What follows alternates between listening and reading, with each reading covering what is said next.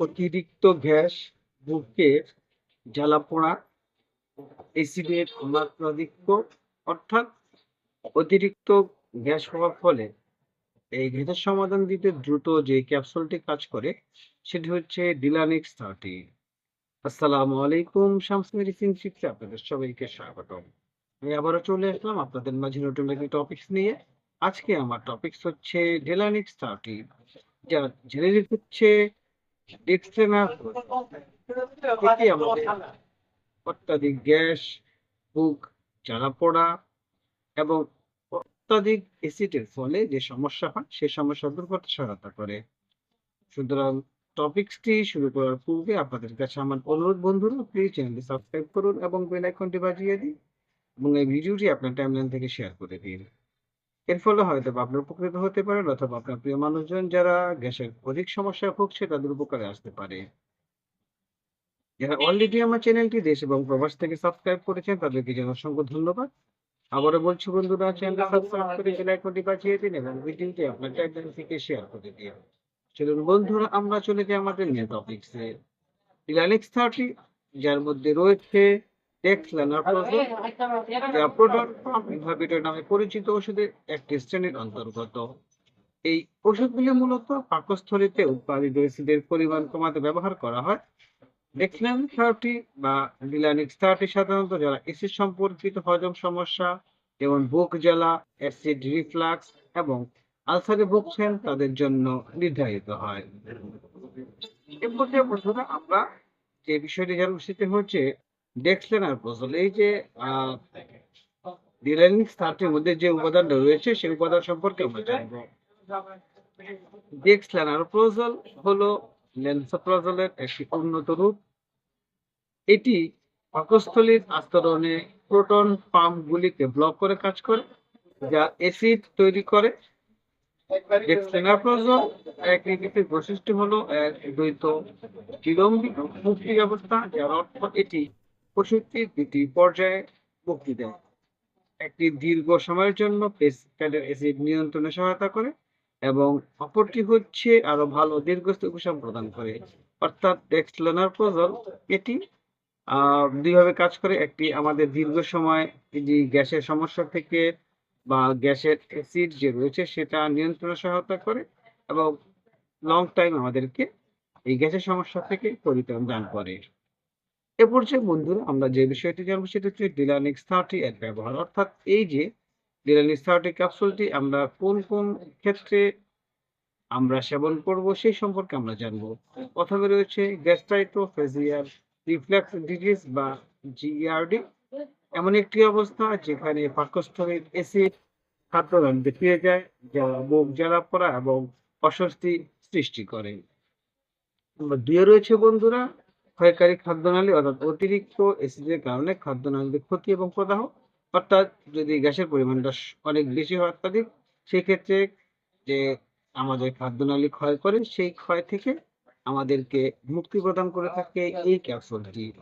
ঘন ঘন বুক জ্বালা পোড়া, অর্থাৎ বিশেষ করে যারা সপ্তাহে বেশি কয়েকবার এই লক্ষণগুলি অনুভব করেন, অর্থাৎ ঘন ঘন যাদের বুক জ্বালা পোড়া রয়েছে সেই বুক জ্বালা পোড়া থেকে দ্রুত পরিত্রাণ দান করে থাকে এই ডিলানিক্স 30 ক্যাপসুলটি। প্যাট এবং ডিউডোনাল আলসার, এটি অ্যাসিড উৎপাদন কমিয়ে আলসার নিরাময়ে সাহায্য করে। অর্থাৎ যাদের আলসারের সমস্যা রয়েছে সেই ক্ষেত্রেও কিন্তু বন্ধুরা এই ক্যাপসুলটি আমাদের যে সমস্যা রয়েছে সেই আলসারের সমস্যা দূর করতেও কিন্তু সহায়তা করে থাকে। অ্যাসিড বদহজম, বা যাদের বদহজমের সমস্যা রয়েছে তাদের বদহজম দূর করতে কিন্তু এই ডিলানিক্স 30 ক্যাপসুলটি কাজ করে থাকে। সুতরাং ডাক্তাররা প্রায়শই অ্যাসিড সম্পর্কিত ব্যাধিগুলি দূর করার জন্য এটি দীর্ঘমেয়াদী অথবা স্বল্পমেয়াদী সময়ের জন্য এই ক্যাপসুলটি কিন্তু আপনাদেরকে খাওয়ার জন্য পরামর্শ দিয়ে থাকেন। এ পর্যায়ে বন্ধুরা আমরা যে বিষয়টি জানবো সেটি হচ্ছে এই ডিলানিক্স 30 এর কিভাবে কাজ করে সেটা আমরা আবার জানবো। যে আমরা আগে বলেছি এটি প্রোটন পাম্প ইনহিবিটর নামে একটি শ্রেণীর অন্তর্গত। এই প্রক্রিয়ায় আমাদের যে ডেক্সলানাপ্রোজোল অ্যাসিডের মাত্রা কমায়, যা ব্যথা উপশম করতে, জ্বালা প্রতিরোধ করতে এবং ক্ষতিগ্রস্ত টিস্যুগুলোকে নিরাময় করতে সাহায্য করে এবং বিলম্বিত মুক্তির সূত্রের কারণে ডিলানিক্স 30 দিনে ও রাত জুড়ে অ্যাসিড নিয়ন্ত্রণ বজায় রাখে, এমনকি রাতে বুক জ্বালাপোড়াও কমাতে সাহায্য করে থাকে এই ক্যাপসুলটি। এ পর্যায়ে বন্ধুরা আমরা জানবো যে এর সেবন বিধি, অর্থাৎ আপনি এই ক্যাপসুলটি কিভাবে খাবেন। ডিলানিক্স 30 ক্যাপসুল সাধারণত দিনে একবার খেতে হয়, সেটি খাবারের সাথে বা খাবার ছাড়াই আপনি খেতে পারেন। তবে সম্পূর্ণ ক্যাপসুলটি আপনাকে পানি দিয়ে গিলে খেতে হবে, চিবিয়ে খাওয়া যাবে না। এবং আপনার যদি রোগের অবস্থা বা তীব্রতার উপর নির্ভর করে কিন্তু এটি ডোজটি কম বা বেশি হতে পারে। তবে সঠিক ডোজ এবং সময়কাল, রোগের অবস্থা, চিকিৎসা চিকিৎসা ইতিহাসের উপর নির্ভর করে। ডাক্তারের নির্দেশ অনুসারে এই ক্যাপসুল সেবন করতে হবে এবং হঠাৎ করেই সেবন শুরু করলে, আপনি যদি এই ক্যাপসুলটি খাওয়া শুরু করেন তাহলে হঠাৎ করেই কিন্তু এই ক্যাপসুলটি খাওয়া বন্ধ করা যাবে না। সুতরাং ডক্টরের পরামর্শ অনুযায়ী এই ক্যাপসুলটি আপনাকে সেবন করতে হবে। এ পর্যায়ে আমরা যেমন পার্শ্ব প্রতিক্রিয়া আমরা জানি বন্ধুরা, প্রতিটি মেডিসিন পার্শ্ব প্রতিক্রিয়া রয়েছে, তেমনি করে ডিলানিক্স 30 এর কিছু পার্শ্ব প্রতিক্রিয়া রয়েছে। সাধারণ পার্শ্ব প্রতিক্রিয়া যেমন মাথা ব্যথা, ডায়রিয়া, বমি বমি ভাব, পেট ব্যথা, গ্যাস ইত্যাদি। এই ধরনের স্বাভাবিক পার্শ্ব প্রতিক্রিয়া রয়েছে। এই সাধারণ পার্শ্ব প্রতিক্রিয়া অনেকের মাঝে এটা হতেও পারে, আবার নাও হতে পারে। এ পর্যায়ে আমরা বন্ধুরা যে বিষয়টি জানবো যে সতর্কতা। প্রতিটি মেডিসিন সেবন করার পূর্বে আমাদেরকে কিছু সতর্কতা অবলম্বন করতে হবে, অর্থাৎ সতর্কতা মেনে সেবন করতে হবে।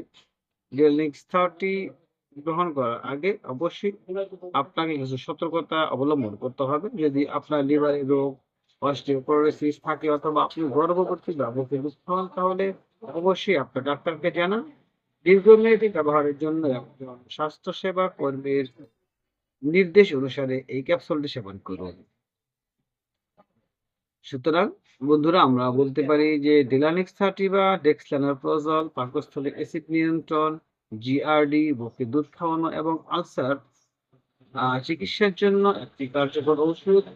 এর দ্বৈত বিলম্বিত মুক্তি, স্বাস্থ্য মুক্তি ব্যবস্থাপনা, দীর্ঘমেয়াদী উপশম প্রদান করে, অ্যাসিড সম্পর্কিত ব্যাধিতে আক্রান্ত ব্যক্তিদের জীবনযাত্রার মান উন্নত করতে সহায়তা করে।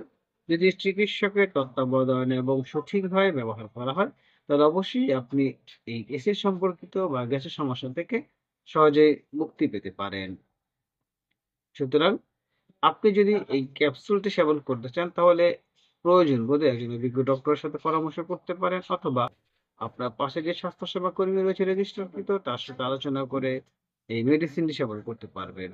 তবে কোনোভাবেই কোনো ডক্টরের পরামর্শ ছাড়া কোনো মেডিসিন সেবন করবেন না এবং কাউকে মেডিসিন সেবন করতে উৎসাহ প্রদান করবেন না।